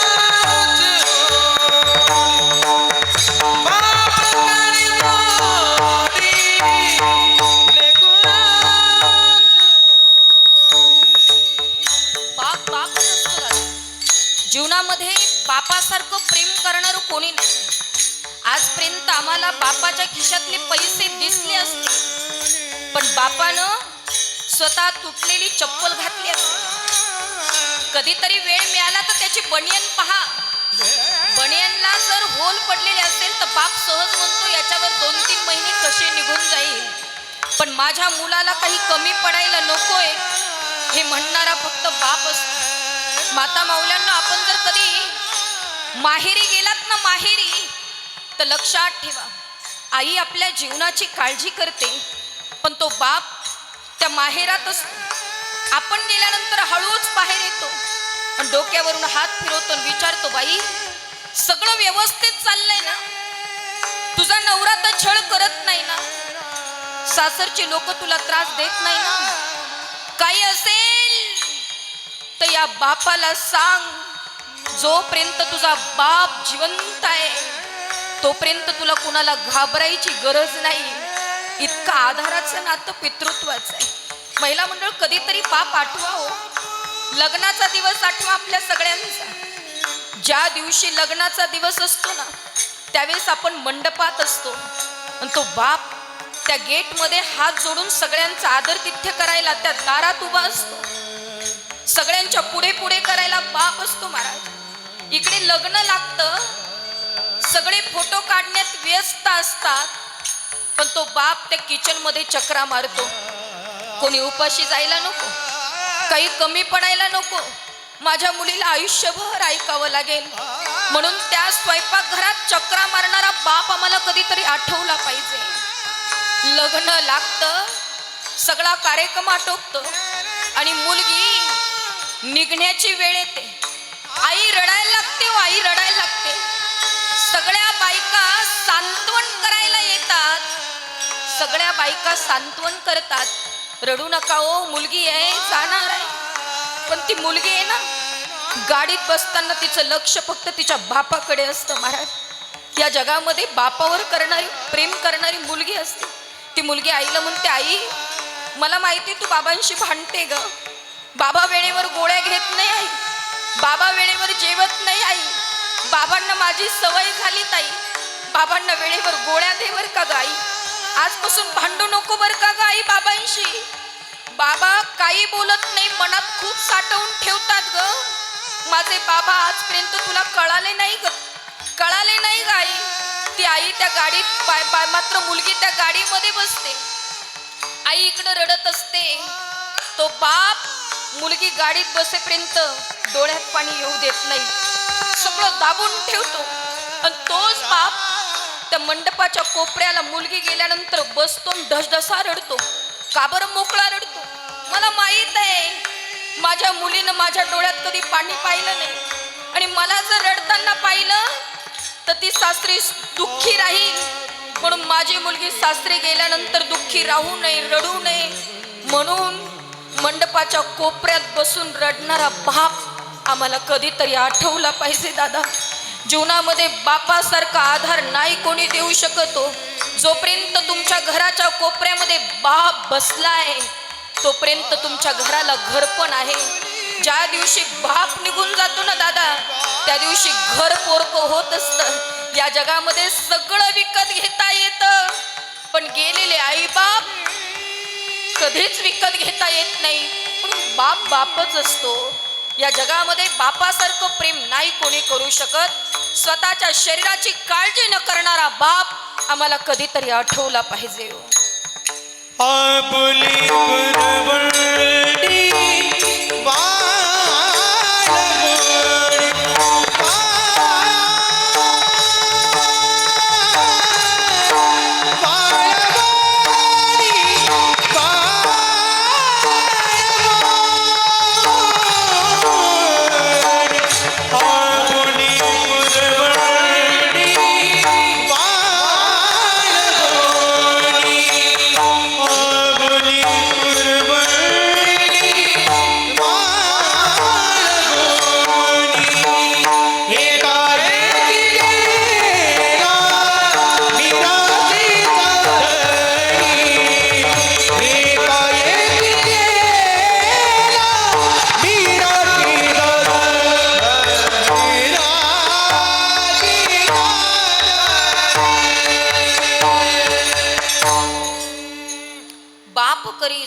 लेकुराची उडी. या जगामध्ये आम्हाला बाप आठवला पाहिजे महाराज. एक सांगू तुम्हाला, या सानप परिवाराकडनं खरंच आदर्श घेण्यासारखं आहे माऊली. काही लोकांना दावा करायला वेळ नाही हो. काही अमेरिकेत शिकायला असतात, तिकडनं फोन करून सांगतात आम्ही पैसे पाठवतो, दावा करून घ्या. दावा करायला वेळ नाही. काहींना 13व्याचा विधी करायला वेळ नाही, काहींना वर्ष श्राद्धाचा विधी करायला वेळ नाही. पण हे माऊली इतकी भाग्यवान आहे ना, त्यांनी अशी मुलं जन्माला घातली की त्या मुलांनी आज वडिलांचं 5वं पुण्यस्मरण केलंय. अभिमानाची गोष्ट आहे दादा. 5 वर्षातही तेवढाच आनंद, तेवढ्याच वडिलांची आठवण. खरंच आदर्श घेण्यासारखं आहे. म्हणून कर्म चांगलं करायचं असेल, जिवंतपणी सुद्धा सेवा करा आणि गेल्यानंतर सुद्धा सेवा करा. कर्म चांगलं करायचंय, हिंदू धर्माचं पालन करा. माझी तुम्हा सगळ्यांना कळकळीची विनंती आहे. सध्या या राजकारण्यांनी तुम्हाला आम्हाला जातीपातीत वाटून टाकलं महाराज. हा या जातीचा, तो त्या जातीचा. माझी तुम्हाला सगळ्यांना विनंती आहे, जातीपातीचं राजकारण करण्यापेक्षा आपण सगळे हिंदू आहोत एवढंच आपल्या डोक्यात असणं आज काळाची गरज आहे. धर्म म्हणून वागा. सध्या आपण जातीपातीत वाटले गेलो ना दादा, तर इतर धर्मीय आपल्यावर आक्रमण केल्याशिवाय राहणार नाही. आज काय परिस्थिती आहे. आज तुम्ही कल्याणची परिस्थिती पहा. लव जिहादचे प्रकरण किती वाढले. अरे परवाला त्यांचा सण झाला. आपले सण असतात, आपण आनंदाने बागडत असतो, नांदत असतो, आणि ते सणाच्या दिवशी गण घेऊन बाहेर निघतात, तलवारी घेऊन बाहेर निघतात. काय दर्शवायचं आहे त्यांना. त्याच्यासाठी हिंदूंनी सध्या सावध होणं आज काळाची गरज आहे दादा.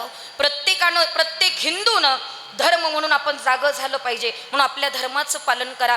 जाता जाता एकच बोलून जाईल, हे भगवान तेरी अदालत में हमारी जमानत रखना. हे भगवान तेरी अदालत में हमारी जमानत रखना. मैं रहूं या ना रहूं, मेरा हिंदू धर्म सही सलामत रखना. माझा धर्म टिकला पाहिजे म्हणून धर्माचं पालन करा. आपल्या धर्माचं पालन करा, कर्म चांगलं करा. एकमेकाशी न बोलता असेल तर बोलायला लागा. कुणाच्याही विषयी मनात कपट ठेवू नका. आनंदाने बागडा, आनंदाने वागा. कधी मरण येईल सांगता येत नाही हो. कधी आपलं श्राद्ध होईल सांगता येत नाही. जोपर्यंत आहात तोपर्यंत कधी कुणाला तुच्छ लेखू नका. तुम्ही ज्या क्षेत्रात आहात त्या क्षेत्रातला आनंद उपभोगा. आता यांचा साऊंड चांगला आहे ना, पण साऊंड चांगला असताना आपण कुणाला कमी न लेखणं म्हणजे आपल्या क्षेत्रात आपण प्रगती करत असतो. 100% प्रगती होईल. गायन चांगलं आहे, तुम्ही कधी कुणाला कमी लेखू नका. 100% तुम्ही प्रगती कराल. तुम्ही तुमच्या व्यवसायामध्ये चांगले आहात, कधी कुणाला कमी लेखू नका. ज्याची त्याची प्रगती आहेत महाराज. पण कधी कुणाच्या विषयी कपट, कुणाच्या विषयी द्वेष, कुणाच्या विषयी राग मनात अजिबात ठेवू नका. आयुष्य फार सुंदर आहे. गळ्यामध्ये माळ घाला, कपाळाला गंध लावा. खूप छान आयुष्य आहे. उद्या वारकरी संप्रदायाचं अधिष्ठान विश्वगुरु संत श्रेष्ठ निवृत्तीनाथ महाराज. उद्या निवृत्तीनाथ महाराजांच्या पालखी सोहळ्याचं प्रस्थान आहे. आपल्या सगळ्यांना विनंती आहे, त्र्यंबकून प्रस्थान होणार आहेत.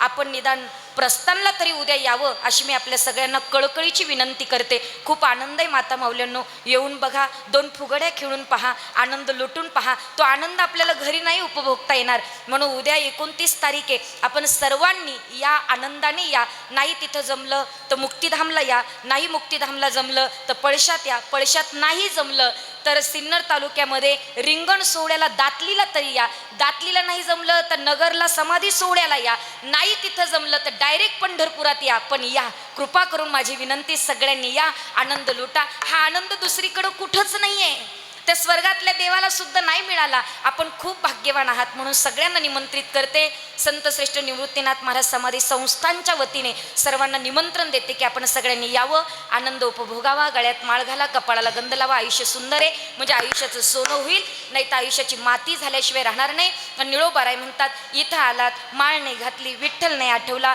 मोहामध्ये तुमचं पतन झालं, प्रवाहामध्ये तुम्ही गुंतून गेलात तर आयुष्याची माती होईल. निळा म्हणे लावणी हाती, केली माती आयुष्याची माती करायची नसेल तर एकदा हाताने टाळी वाजवा आणि मुखाने भजन म्हणा. विडोपार कुमाई, विडोपार कुमाई, जय विडोपार कुमाई, विडोपार कुमाई, जय जय विडोपार कुमाई, विडोपार कुमाई, विडोपार कुमाई, जय विडोपार कुमाई, जय जय विठोबार कुमार, जय जय विठोबार कुमार. हरी हरी जय जय हरी जय जय हरी जय हरी जय जय हरी जय हरी जय हरी जय हरी जय हरी जय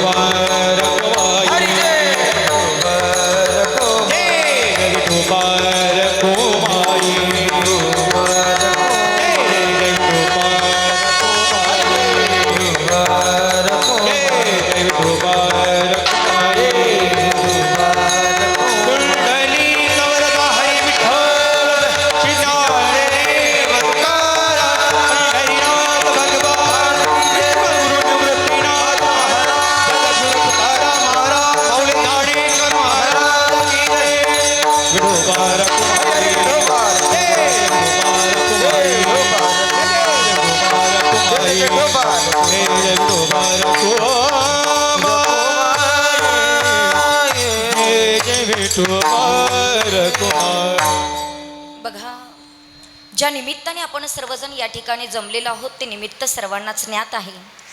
तरी देखील कैलासवासी बाळासाहेब देवराम सानप यांच्या 5व्या पुण्यस्मरणानिमित्त ठेवलेला गोड कीर्तनाचा कार्यक्रम, खरं तर त्यांच्या पाश्चात असलेला त्यांचा परिवार, त्यांच्या पत्नी गंगा भागीरथी शीतल बाळासाहेब सानप, त्याच पद्धतीनं त्यांचा मुलगा श्री अमित बाळासाहेब सानप, सौभाग्यवती अमिषा तेजस सांगळे त्यांची मुलगी, त्याच पद्धतीनं त्यांच्या भगिनी सौभाग्यवती हिराबाई बाळासाहेब पालवे, तसंच त्यांचे बंधू श्री भाऊसाहेब देवराम सानप, त्यांच्या भगिनी सौभाग्यवती लीलाबाई गंगाधर सांगळे, त्यांचे पुतणे सुनील भाऊसाहेब सानप, त्याच पद्धतीनं त्यांची पुतणी सौभाग्यवती सविता प्रमोद आव्हाड,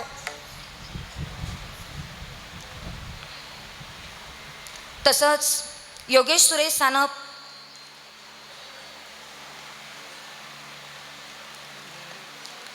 रवींद्र भाऊसाहेब सानप, कविता भारत नागरे, जया संदीप नागरे, संदीप बाळासाहेब पालवे, त्याच पद्धतीनं रमेश गंगाधर सांगळे, भाऊराव रमेश कराड, त्यांचे पुतणे, त्यांच्या पुतण्या, त्यांच्या भगिनी, भाऊ, मुलगा आणि मुलगी, हा समस्त सानप परिवार, या परिवारानं आज या ठिकाणी गोड असा कीर्तनाचा कार्यक्रम ठेवला. सर्वप्रथम सानप परिवाराचं मनापासून या ठिकाणी ऋण व्यक्त करते. मी अनेकदा सांगत असते, कीर्तन ठेवायला खूप मोठं भाग्यवान पाहिजे, ऐकणारे भाग्यवान पाहिजे, सांगणारे भाग्यवान पाहिजे. ज्यांनी या कीर्तनासाठी निमंत्रित केलं तो समस्त सानप परिवार, ज्यांच्याकडनं मला या कीर्तनाचं निमंत्रण आलं, आमच्या तळवाड्याचे असणारे अर्जुन आप्पा सांगळे, त्यांच्याकडनं मला हे निमंत्रण आलं. आप्पांनी निमंत्रित केलं, कारण निमंत्रण देणारे सुद्धा भाग्यवान असले पाहिजे, आणि ज्यांच्या निमित्तानं हे कीर्तन होतं तेही भाग्यवान होते असं म्हणायला हरकत नाही. कारण भाग्यवंता घरी भजन पूजन, त्याची वाट पाही रघुनंदन, परमात्मा देखील त्याची वाट पाहत असतो. पुनश्च एकदा या सानप परिवाराचं ऋण व्यक्त करून कैलासवासी बाळासाहेब देवराम सानप यांना भगवान परमात्मा चिरशी शांती प्राप्त करून देव, ही प्रार्थना भगवंताच्या चरणी करते. तसंच संतश्रेष्ठ निवृत्तीनाथ महाराज समाधी संस्थान त्र्यंबकेश्वरच्या वतीनं, वारकरी संप्रदायाच्या वतीनं आलेले अत्पिष्ट नातेवाईक, सगळे सोयरे, राजकीय क्षेत्रातील, सामाजिक क्षेत्रातील, पारमार्थिक क्षेत्रातील आपल्या सर्व लोकांच्या वतीनं मी त्यांना भावपूर्ण श्रद्धांजली अर्पण करते. या कीर्तनासाठी ज्यांची उत्तम साथसंगत लाभली, आदरणीय हरिभक्त परायण मृदुंगाचार्य, ज्यांचा मृदुंग इतका गोड वाजत होता, असे असणारे आमचे रवी महाराज, एकदा जोरदार त्यांच्याकरता टाळी वाजवा. महाराज अतिशय गोड वाजवलं, आपलं देखील मनापासून ऋण व्यक्त करते. आदरणीय हरिभक्त परायण गायनाचार्य, गोड असं गायन ज्यांनी केलं ते आदरणीय आमचे विशालजी महाराज नन्नवरे, त्यांच्याही करता एकदा जोरदार टाळी वाजवा. आदरणीय हरिभक्त परायण गायनाचार्य आमचे अजय महाराज बारी, त्यांच्याही करता एकदा जोरदार टाळी वाजवा. महाराज अतिशय गोड गायन केलं, आणि ही छोटी छोटी मुलं ज्यांच्या संस्थेतले आहेत असे असणारे आदरणीय हरिभक्त परायण आमचे राहुलजी महाराज डुमरे, त्यांच्याही करता एकदा जोरदार टाळी वाजवा. खूप गोड वातावरण निर्माण झालं, ज्यांनी सुंदर विण्याची साथ केली. विणेकरी असणारे, खरं तर आम्ही परमार्थ करायला लागलो, कीर्तन करायला लागलो की लोक म्हणतात कमी शिकलेले असतील, पण आमचे विणेकरी सुद्धा इंजिनियर आहेत, आणि असे असणारे आमचे समाधान भाऊ, त्यांचंही मनापासून ऋण व्यक्त करते. आदरणीय खरं तर गोड अशी sound system, Shriram sound system Nandur Madhmeshwar, ज्यांचं नाव खूप मोठं आहे, असे असणारे आमचे निखिल दादा, अतिशय गोड ऑपरेटिंग केली, म्हणून आपलं देखील मनापासून या ठिकाणी ऋण व्यक्त करते. तसंच ज्यांनी मात्र गेली 2 तासापासून या कार्यक्रमाची शूटिंग केली, खरं तर आदरणीय त्या यूट्यूबच्या चॅनेलचं नाव आहे गजर माऊलीचा, ज्यांचं आमच्या पालखी सोहळ्यामध्ये सुद्धा सुंदर काम असतं. दादा आपलं देखील मनापासून ऋण व्यक्त करते. दुसरे सुद्धा शूटिंगवाले याच परिवाराने सांगितलेले आहेत. दादा तुमचंही मनापासून ऋण व्यक्त करते. आदरणीय माझे पतिदेव सतीजी महाराज जगताप, त्यांचंही मनापासून ऋण व्यक्त करते. आपण सर्वजण आलात, कीर्तन अगदी शांततापूर्वक श्रवण केलं, आपल्या सर्वांचंच मनापासून या ठिकाणी ऋण व्यक्त करते आणि सेवेला या ठिकाणी पूर्ण विराम देते. नुरुती